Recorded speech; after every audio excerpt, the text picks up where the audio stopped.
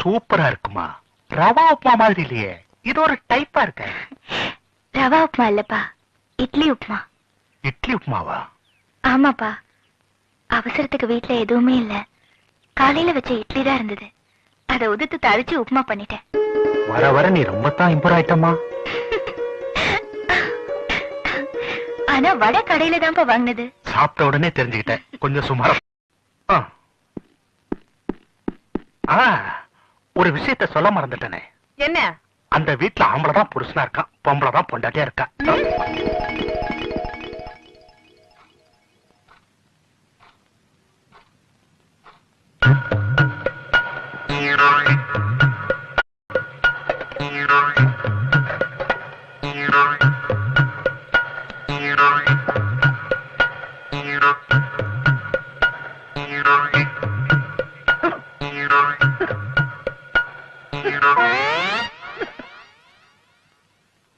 குடி.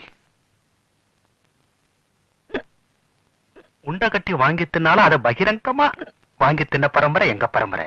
மரவள்ளி கிழங்க திருடி தின்னுட்டு ஊரை விட்டு ஓடி வந்த பரம்பரை தானே உங்க பரம்பரை. நிரூபிச்சுட்டே.